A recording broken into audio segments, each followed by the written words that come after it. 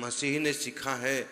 लेकिन जो हिंसा है वो बुरी चीज है, हम उसको भी धीरे धीरे कम कर रहे हैं।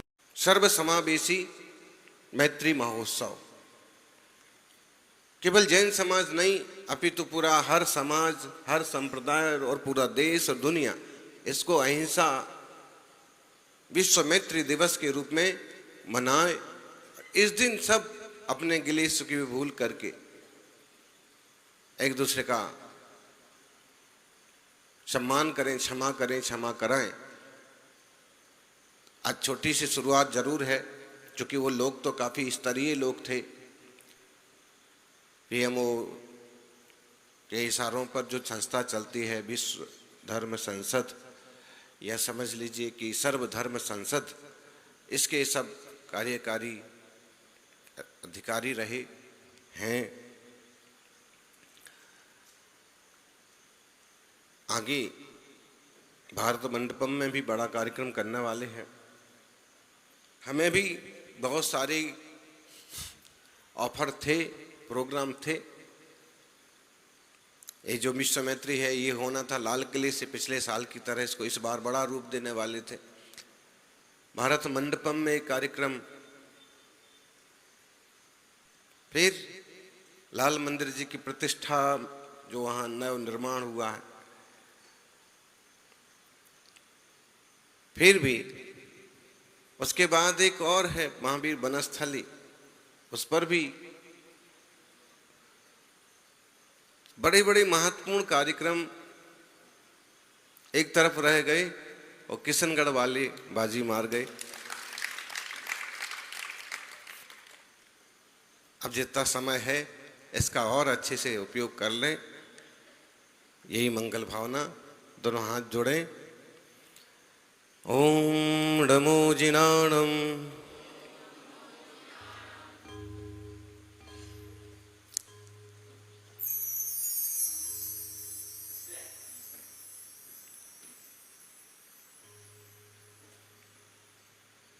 यश्चक्रवर्ती भुवि पंचमो भूत श्रीनंदनो द्वादशको गणानां निधि प्रभो षोडशको जिनेन्द्र तम शांतिनाथं प्रणमामि भक्त्या। सर्पाधिराजा कंठारितो यै धनस्थितस्यैव फणावितानि यस्योपसर्गं निर्वर्तयतं नमामि पार्श्वं महतादरेण। भवर्णवे जन्तु समूहमेन माकर्षयामासै धर्मपोतात् मज्जन्तमुद्वीक्षयेन सापि श्रीवर्धमानं प्रणमाम्यहं तं। श्रीवर्धमानं गणिन्द आदिशयर्मुनिन्दं महावीरकीर्तिं षण्णाणचन्दं सूरिं तवस्यं सम्मदिमुनिन्दं नित्यं नमामि चरणारविन्दं। नित्यं नमामि चरणारविन्दम्।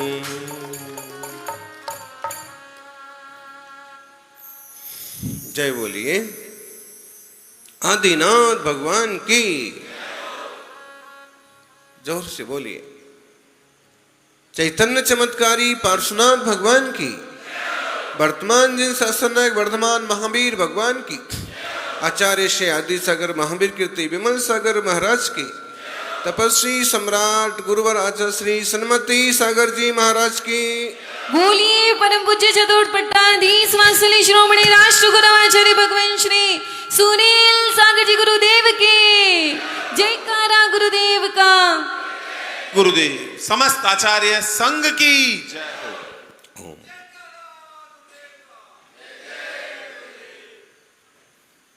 न किसी से शिकवा रखिए, न गिला का मौका दीजिए। न किसी से शिकायत रखिए, न गिला का मौका दीजिए। कोई लाख बुरा भी बोले, बस जरा सा मुस्कुरा दीजिए। न झूठा करार किसी से कीजिए, ना किसी पर ज्यादा एतवार कीजिए। ना झूठा करार किसी से कीजिए, ना किसी पर ज्यादा एतवार कीजिए, ना किसी पर ज्यादा एतवार कीजिए। कोई लाख मिन्नतें करेगर तो उसकी कभी बस सुन लीजिए। कोई ज्यादा मिन्नत करे तो उसकी बात सिर्फ सुन लीजिए। ना ज्यादा ख्वाहिशें पालिए, ना ज्यादा ख्वाहिशें पालिए, ना आरजू दफन कीजिए। 4 दिन की जिंदगी ना औरों के गिरवान में झांकिए, ना खुद को बादशाह बयां कीजिए। कभी फुर्सत के पल निकालिए, कभी फुर्सत के पल निकालिए। कभी बस खुद से भी मिला कीजिए, कभी खुद से भी मिला कीजिए। खुद से मिलने का मार्ग बता रहे हैं आचार्य पूज्यपाद समाधि तंत्र से। आचार्य कहते हैं खुद से भी कभी मुलाकात करो, तर्क कीजिए, तकरार मत कीजिए। तर्क करने से रास्ते मिलते हैं, तकरार करने से फासले बढ़ते हैं।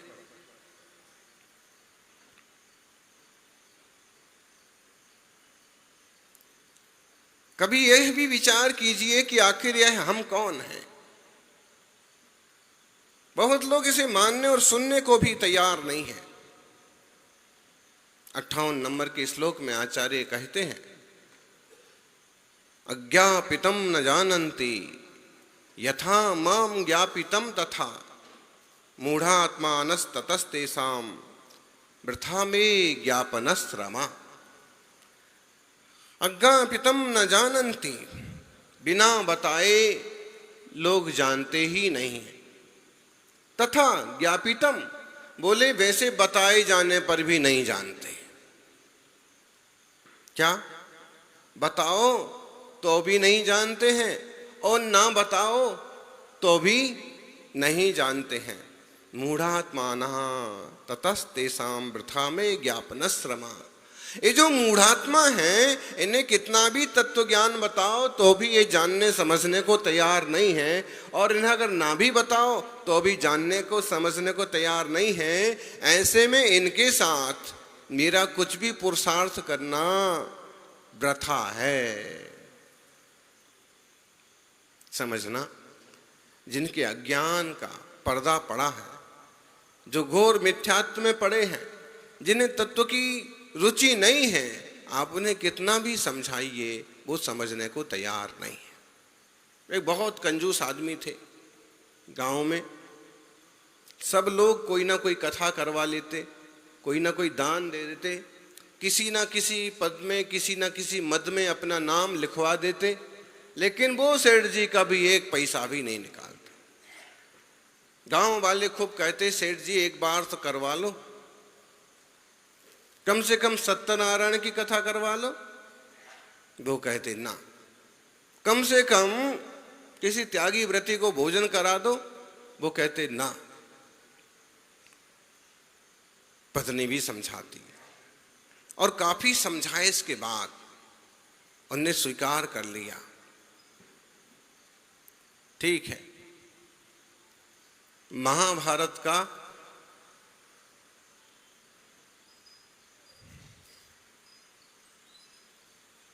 श्रीमद् भागवत का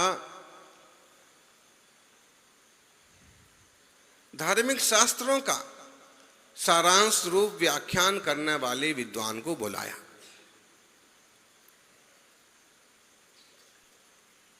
पंडित जी को पहले ही मालूम पड़ गया था। उनने बुलाया भी ऐसे पंडित जी को जो कम से कम खर्चे में निपट जाए। विनोद जी, कैसे पंडित जी को बुला रहे हो? कल्पद्रुम में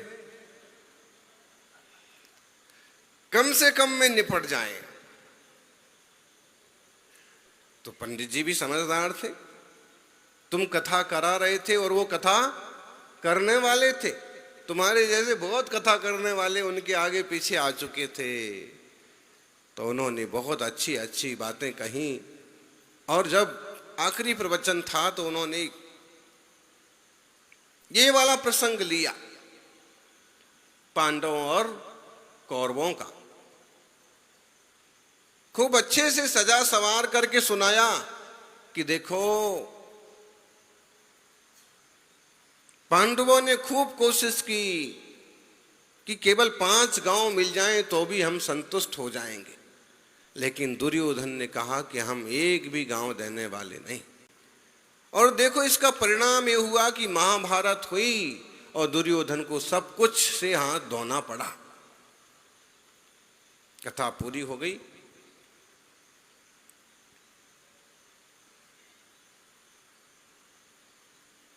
चलते चलते पंडित जी ने सारांश पूछा, क्या समझ में आया इतने दिन के प्रवचन में? सेठ जी ने कहा, दुर्योधन की बात मुझे बहुत जल्दी समझ में आ गई। दुर्योधन वाली बात मुझे समझ में आ गई कि चाहे धरती इधर से हो जाए उधर, तो 5 गांव क्या, एक तिल भी जमीन देने वाला नहीं हूं।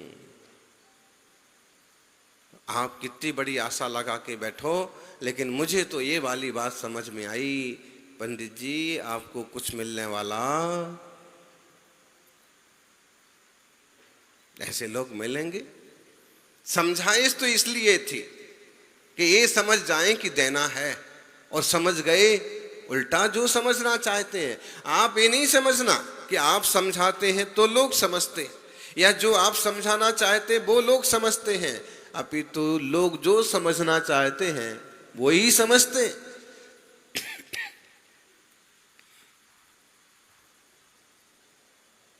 क्या करा जाए, जिसके बुद्धि का आवरण वैसा पड़ा है। आज्ञापितम न जानन्ति, अज्ञापितम, इन्हें पता नहीं है इसलिए जानते नहीं है, लेकिन उसी तरह से इन्हें समझाया भी जाए तो भी नहीं समझते।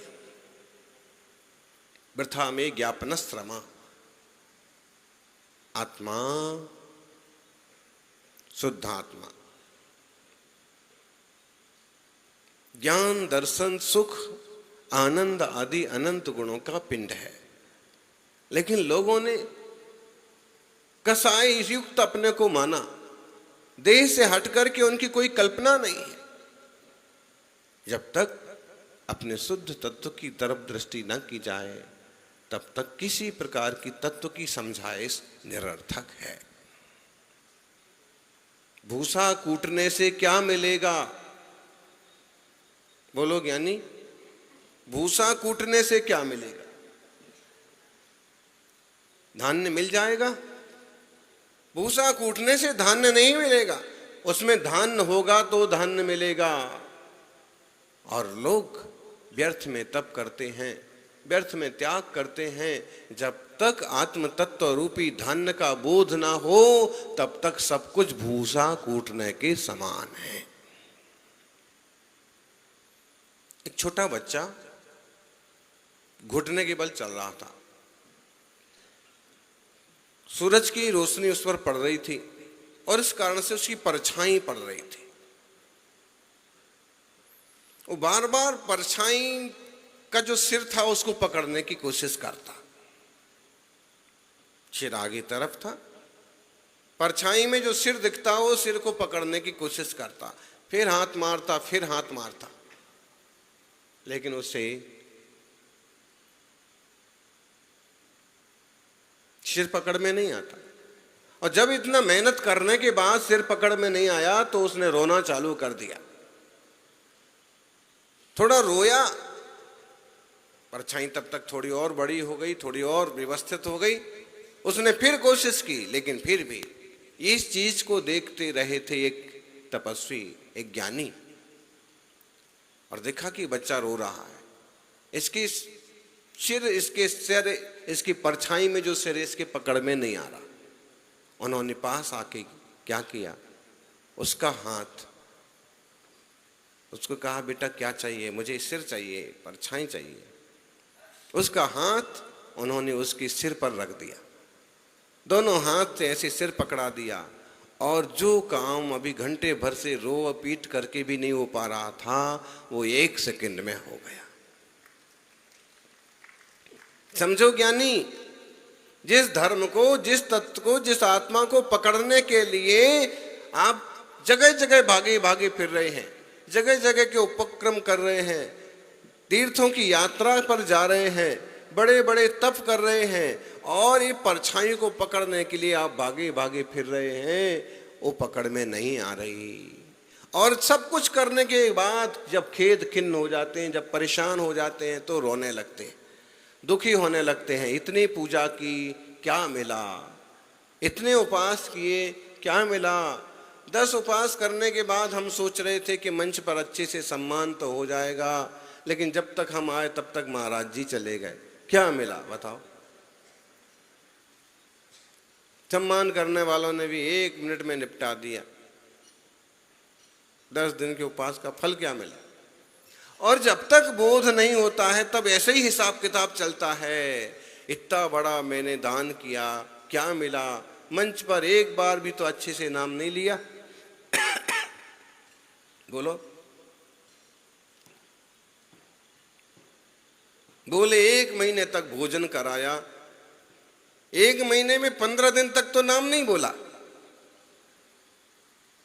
बोलो संपत जी, क्या फायदा हुआ? अशोक जी, जब तक सम्यक बोध नहीं होता है तब तक ये बाहर का हिसाब किताब लगाना पड़ता है। बाहर की दौड़ धूप, इतनी बड़ी शिखर जी की यात्रा करके आए, क्या मिला? थक ही गए। ऐसे अच्छे अच्छे मंदिर तो हमारे यहाँ हैं, लेकिन नहीं, हर चीज का अपना एक महत्व तो है, लेकिन वह महत्व भी तब खत्म हो जाता है जब आपको सही सही बोध नहीं होता। और फिर देखें कि बाहर बाहर की कितनी यात्रा करो, जब तक भीतर की पकड़ नहीं है तब तक की बाहर की यात्रा भी निरर्थक है। शिखर जी तो गए, दूर आचार्य महाराज के दर्शन को भी चले गए,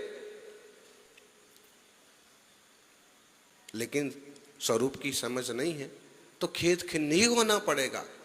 इसलिए जो ज्ञानी गुरु देखते हैं, ओहो ये आदमी इतनी मेहनत करके खेद खिन्न हो रहा है, वो आते हैं, समझाते हैं और आपके हाथ पकड़ के आपके ऊपर सिर पर रख देते हैं। वो आपको जगाते हैं और कहते बाहर कहीं जाने की बात नहीं है, भीतर तुम जो जानन स्वभाव वाले हो यही आत्मा हो। बाहर में क्या मांगोगे? तो जैसे छोटे बच्चे को उसकी परछाई पकड़ा दी, कैसे पकड़ा दी? परछाई पकड़ने से परछाई पकड़ने में नहीं आती है। मूल को पकड़ा तो परछाई आपो आप पकड़ में आ गई। ऐसे केवल धर्म की क्रियाएं पकड़ने से धर्म पकड़ में नहीं आता है। जब तत्व ज्ञान को पकड़ते हैं तो धर्म आपो आप पकड़ में आ जाता है।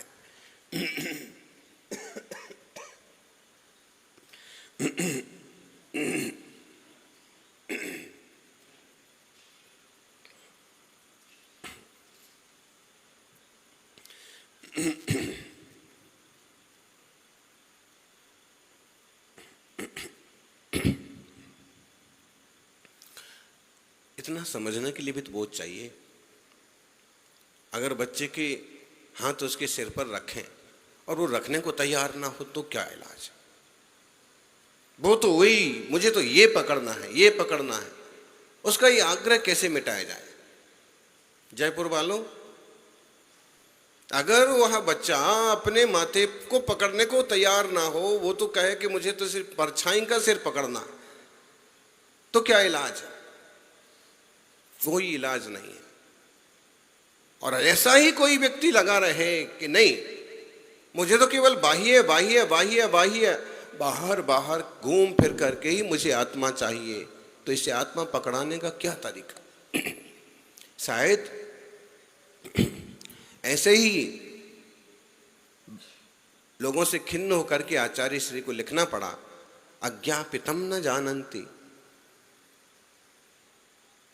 यथा माम ज्ञापितम तथा। मुझ ज्ञान स्वरूप आत्मा को न बताए जाने पर तो ये संसारी जन जानते ही नहीं है, जनाने पर भी नहीं जानते। गजब की बात है, जो दुनिया की सब चीजें जानता है, सब बातें जानता है, लोग उसे ही नहीं जानते। 33.5 करोड़ देवी देवताओं पर श्रद्धा है, लेकिन एक निज भगवान आत्मा की श्रद्धा नहीं है। और अगर एक अपने आत्मा की श्रद्धा हो जाए तो 33 करोड़ देवी देवताओं की श्रद्धा करो ना करो कोई फर्क नहीं पड़ता। 24 तीर्थंकर की श्रद्धा है, और 24 तीर्थंकर भगवंतों ने जो कहा है उसकी श्रद्धा नहीं है, उसकी पकड़ नहीं है, तो सब कुछ बेकार है।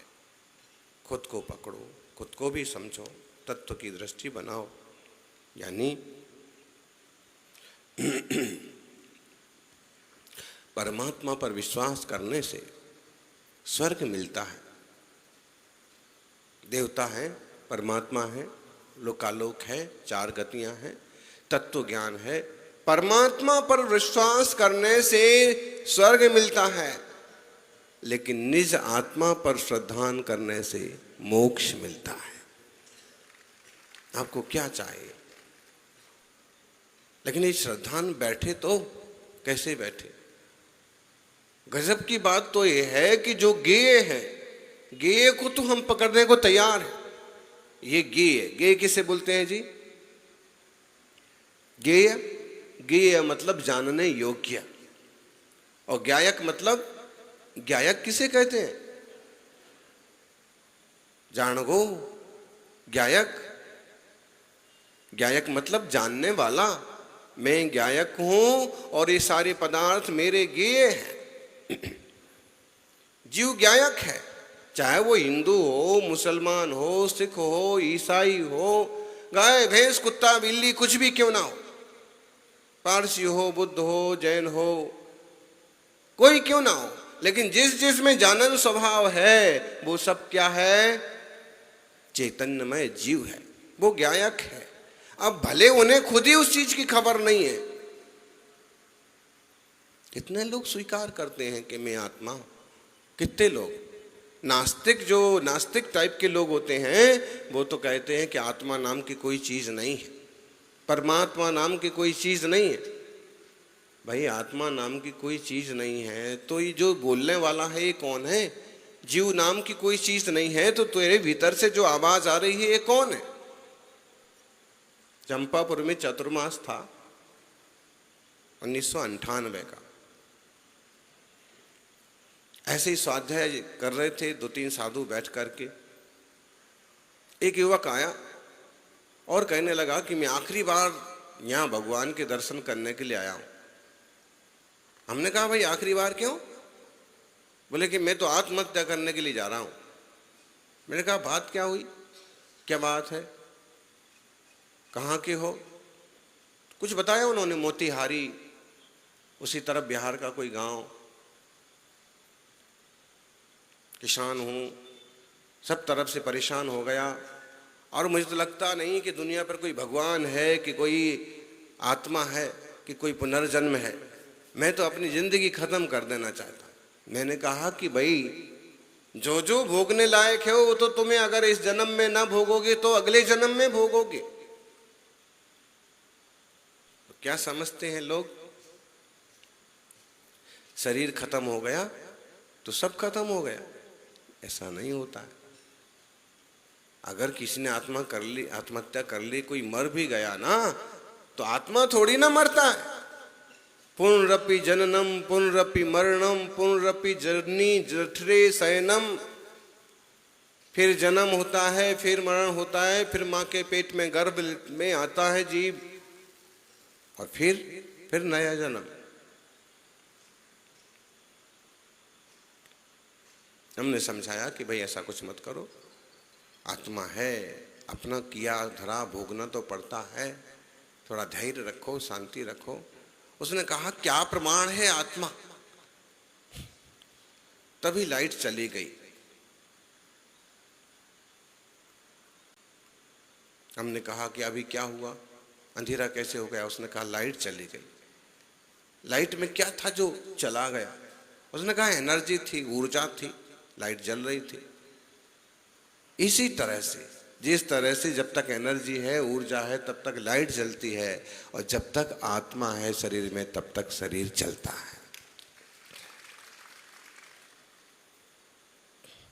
ये एनर्जी खत्म नहीं होती, चेंज हो सकती, बदल सकती है, दूसरी पर्याय में चली जाएगी। यानी जनवाणी तो यही कहती है कि दुनिया को खूब जान लिया, अब खुद को जानने की तरफ ध्यान दो। ये जानने वाला कौन है? कल किसी ने, परसों किसी ने पूछा आइंस्टाइन के संबंध में कि आइंस्टीन कहता था कि मरने के बाद मुझे जैन धर्म मिले। ऐसा क्यों कहता था? ये ऐसा क्यों कहता था, ये मेरे से क्यों पूछ रहे? जो कहता था उसको पूछो ना। अब वो इस दुनिया में नहीं है, तो अब आप बताइए। कहीं ना कहीं उसे एक बात ध्यान में आई कि मैंने इतने आविष्कार किए हैं, मैं इतनी सारी चीजों का रिसर्च किया है, मैंने इतनी सारी चीजें दुनिया के सामने रखी हैं, आखिर ये सब चीजों को जानने वाला, पेश करने वाला, निर्णय करने वाला मैं हूं कौन? अभी तक ऐसा किया, मैंने ऐसा किया, लेकिन ये ऐसा करने वाला मैं कौन हूं? इस पर कभी आता है विचार?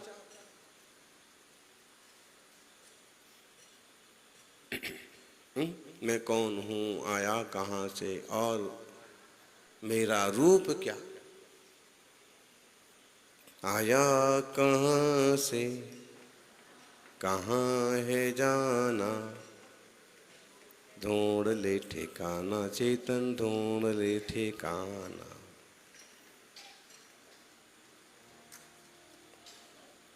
पूरा गीत है, बड़ा सुंदर गीत। एक दिन तेरा गोरा तन ये मिट्टी में मिल जाएगा, माल खजाना रुपया पैसा यहीं पड़ा रह जाएगा, कहीं तो तुझको पड़ेगा जाना। गाओ आप लोग, कितना अच्छा बजा रहे हैं वो, बोलो। हाँ वैद्य जी, कहीं तो तुझको पड़ेगा जाना, ढूंढ ले ठिकाना चेतन, ढूंढ ले ठिकाना।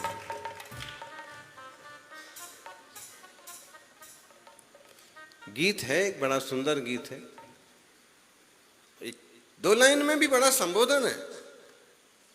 अपना ठिकाना ढूंढो, कहीं तो जाना पड़ेगा।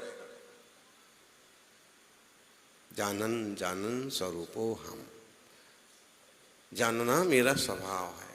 करना करना करना करना करते रहते हैं, जबकि आप कर क्या सकते? जानन कर सकते हैं, आप जान सकते। पदार्थ में आप क्या चेंजिंग करेंगे? पदार्थ में अगर चेंज की तो पदार्थ चेंज हुआ, ना कि आपने उसमें क्या किया, आपने आपका उसमें क्या लग गया। माँ ने रोटी बनाई, रोटी बनाई आपने, आपने रोटी में क्या बनाया ये बताओ। रोटी आपने बनाई कि रोटी आटे ने बनाई? रोटी आपने बनाई कि चूल्हे ने बनाई? वो चकला और बेलन, रोटी चकला बेलन ने बनाई कि आपने बनाई? बोलो। हमने बनाई। बोले रोटी तो हम ही बनाते। अच्छा, अगर वो रोटी जल जाए, भुन जाए, खराब बन जाए, फिर किसने बनाई?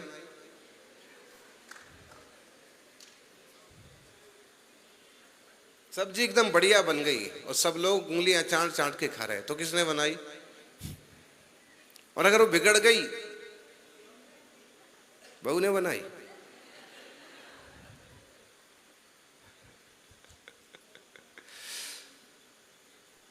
वास्तव में हम देखें तो, विचार करें, उदासीन निमित्त और प्रेरक या सक्रिय निमित्त। वो जो आटा है उपादान शक्ति वाली क्षमता तो उसमें है। चकला वगैरह जो है उदासीन निमित्त है और हम कदाचित प्रेरक निमित्त हैं। वास्तव में रोटी बनाने में हमारा योग और उपयोग कथनचित सहयोगी तो है, लेकिन रोटी तो वास्तव में आटे ने ही बनाई है। आटा ना होता तो रोटी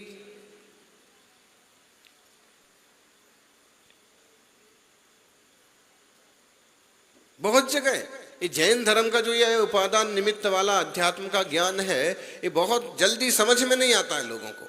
जो कर्तापन की बुद्धि भरी पड़ी है वो ऐसे भरी पड़ी है कि मेरे करे बिना कैसे हो गया। अच्छा, अध्यक्ष जी से पूछो ये मंडप किसने बनाया? मैंने बनाया। बोले हम लोगों ने बनाया। ज्यादा से ज्यादा टेंट वाली ने बनाया। टेंट वाले से पूछो तो टेंट वाला कहेगा कि हाँ हमने बनाया। टेंट वाले से पूछो कि तुम कितनी देर तक इसको बनाए, वो कहेगा नहीं मैं नहीं, मेरे आदमी थे। उन आदमियों से पूछो भाई तुमने बनाया, वो कहेंगे हाँ हम लोगों ने बनाया। तो तुमने इसमें क्या बनाया? एक कपड़ा तुमने बनाया, ये पंखे तुमने बनाए, क्या बनाया इसमें? नहीं, सब था ही, हम लोगों ने जोड़ जोड़ जोड़ जोड़ करके और इसको, तो इसमें बनाया क्या है तुमने? ये बड़ा सूक्ष्म विषय है और ये आसानी से दिमाग में उतरता भी नहीं है। उतरे तो मन स्वीकार करने को तैयार नहीं होता है कि हम अकर्ता स्वभाव को कैसे स्वीकार करें। इसलिए आचार्य महाराज कहते हैं कि क्या करें, लोग समझाने से भी नहीं समझते हैं और ना समझाने से भी नहीं समझते हैं। इसलिए समझाने का मेरा पुरुषार्थ व्यर्थ है। समझाना ही बंद कर दो, खुद समझ लो, यही सबसे बड़ी समझदारी है।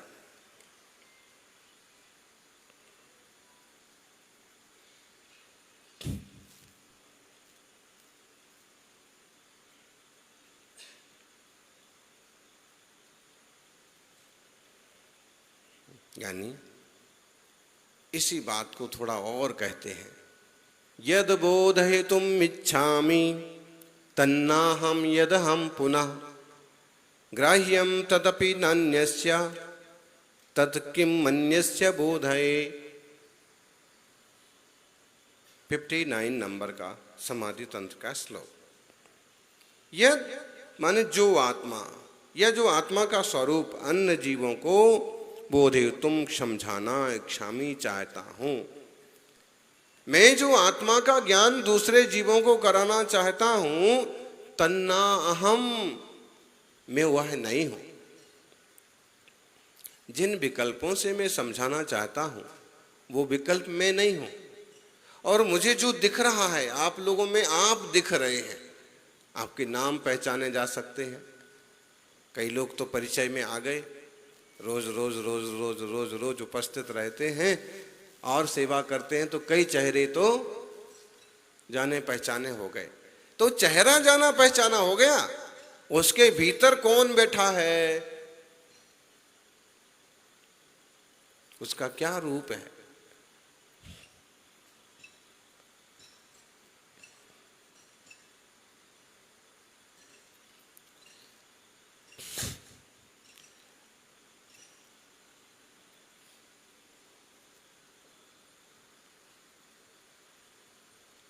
चेहरा, ये रचना जीव की है कि पुद्गल की? बोलो जी, बसंत जी। चेहरा जो रचना है ये किसकी है? जीव की है कि पुद्गल की? जी, उपास करने वालों को ज्यादा अनुभव में आ गया कि ये जो रचना है सब ये पुद्गल की है। जीव तो जानता है, जितना उपास के पहले जानता था उतना उपास के बाद भी जानता है, लेकिन इस बीच में वजन जरूर 5 किलो कम हो गया। हाँ, उपास करने से, तप करने से शरीर क्षीण हो गया। तो ये देह अलग चीज है और जानने वाली चेतना अलग चीज है। यद बोधे तुम इच्छामी तन्ना हम यद हम पुनः, जो मैं समझाने की इच्छा करता हूं वह मैं नहीं हूं, क्योंकि इच्छा मेरा स्वभाव नहीं है, जानना मेरा स्वभाव है। इच्छा तो एक तरह का विभाव हो गया, स्वभाव नहीं हुआ। अध्यात्म की थोड़ी सी गहरी चर्चा है, लेकिन थोड़ा सा मन लगा कि सुनते हैं तो बड़ा अच्छा लगता है। अनादि निधन अकारण चैतन्य भगवान आत्मा मैं हूं। अनादि निधन अहेतुक ज्ञायक स्वभावी मैं आत्मा हूं। कैसा? अब इस पर विचार करो कभी। अनादि निधन, अनादि निधन नमोकार मंत्र कैसा है? अनादि निधन। अनादि निधन का मतलब क्या? कई लोग ऐसे अर्थ करते हैं, बोले अनादि तो है लेकिन निधन, निधन मतलब ऐसे अर्थ करना क्या? ये पूरा एक समास पद है, अनादि निधन, एक साथ बोलना है पूरा, अनादि निधन। और जब हम इसका विच्छेद करेंगे तो क्या निकलेगा? अनादि अनिधन, जिसका शुरुआत भी नहीं है और जिसका समापन भी नहीं है, कभी खत्म नहीं होगा, ऐसा महामंत्र नमोकार मंत्र। ऐसे ही अनादि अनिधन अहेतुक गायक स्वभावी आत्मा मैं हूं। अनादि काल से है आत्मा। आज कोई कुछ बन गया, कोई कुछ बन गया, कोई किसी संप्रदाय में, और आज तो आप देख लो ना, वो हो रहा ना धर्मांतरण। कल तक वही व्यक्ति हिंदू था, लेकिन किसी तरह के चक्कर में पड़ गए और वही क्रिश्चियन बन गए। आप इतिहास उठा के देखिए, इस देश में सबसे ज्यादा प्रभाव था और सबसे ज्यादा लोग थे जिन धर्म को मानने वाले, लेकिन ऐसे भयंकर उतार चढ़ाव हुए, ऐसे उत्पात हुए कि गांव के गांव, शहर के शहर, पूरी की पूरी धर्म की धारा ही बदल के रख दी गई।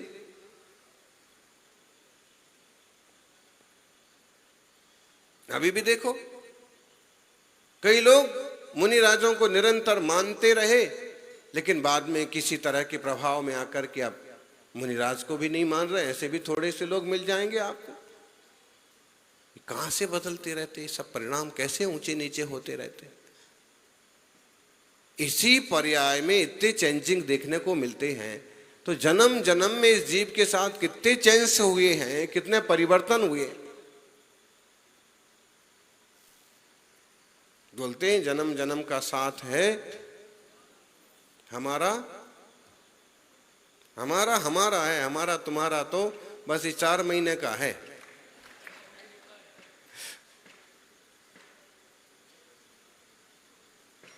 बस उसके बाद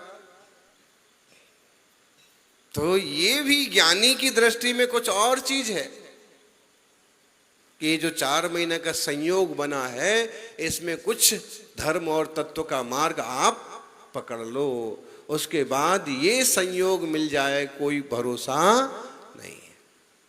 जन्म जन्म के साथ की जो बात करने वाले हैं, अरे इसी जन्म में देह परिवर्तन हो जाता है। राग है, राग आदि विकारों से एक दूसरे का संबंध बना रहे, जैसे पार्श्वनाथ और कमठ का, और देश रूप में बार बार बार बार संबंध बनता रहा। अब हम राग के संबंधों की बात करें तो ऋषभ देव का वज्रजंग, श्रीमती, भरत, बाहुबली, वो 4 जो जानवर आहार देख रहे थे, अनुमोदना कर रहे थे। कौन कौन जानवर आहार देख रहे थे? आहार देखने का मूल अधिकार, आहार की अनुमोदना का मूल अधिकार किसका है? बोलो जी मुंबई वालों। हाँ, आहार देखने का मूल अधिकार, अनुमोदना करने का मूल पात्र कौन है? जो नहीं दे सकते हैं, जानवर।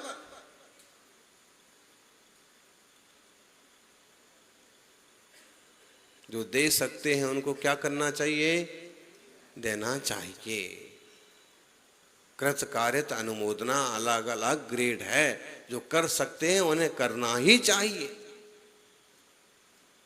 जब मुनिराज का आहार होता है, द्वार पर बहुत लोग इकट्ठे हो जाते हैं और देने वालों के लिए आवाज लगाते हैं, हटना भाई जरा, हटना भाई जरा, हटना, हमको दिख नहीं रहा।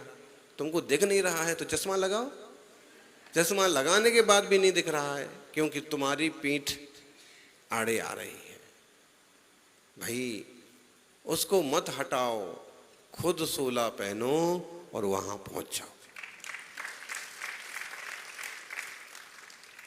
जब पात्रता है तो देख क्यों नहीं रहे? अब आप देखिए, वो 4 जानवर थे, उनका उस समय तक देखा जाए तो कोई संबंध नहीं था, न ऋषभदेव के जीव से, न श्रीमती के जीव से, न उन मुनिराज से, और न उस समय जो मतिवर आदि मंत्री उपस्थित थे उनसे।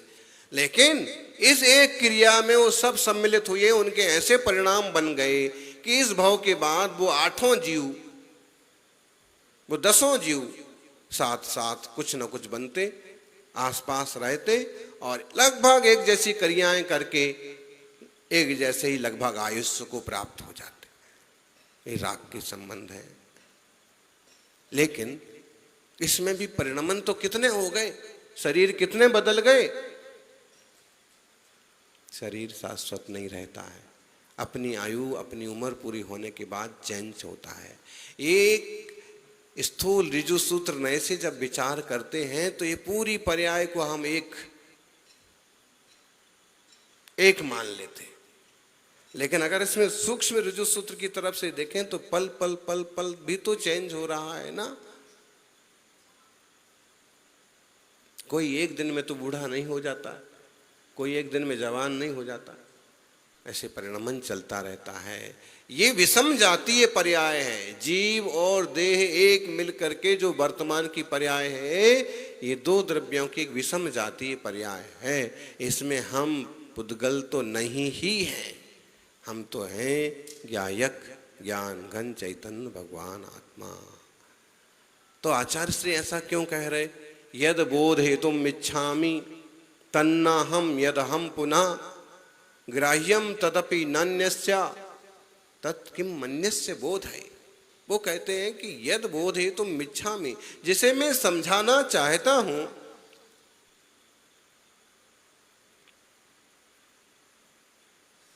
तन्ना अहम, वह मैं नहीं हूं।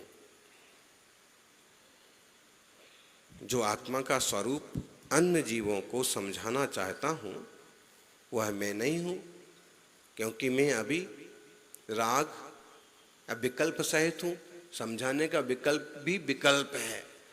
जो श्रेष्ठतम मुनिराज होते हैं उनको समझाने समझने का भी विकल्प नहीं होता। बस यूं बैठे हैं मस्त अपने ध्यान में लीन, और फिर उपसर्ग भी आ जाए तो भी डुलने का कोई काम नहीं। उपसर्ग करने वाले को भी नहीं समझाना है कि भाई मैंने क्या गलती की, क्या बिगाड़ा है तेरा, क्यों कर रहा है। कुछ नहीं, टाइम नहीं है, आई एम बिजी। दूसरे को समझाने का, दूसरे को वापस जवाब देने का समय ही मेरे पास नहीं है।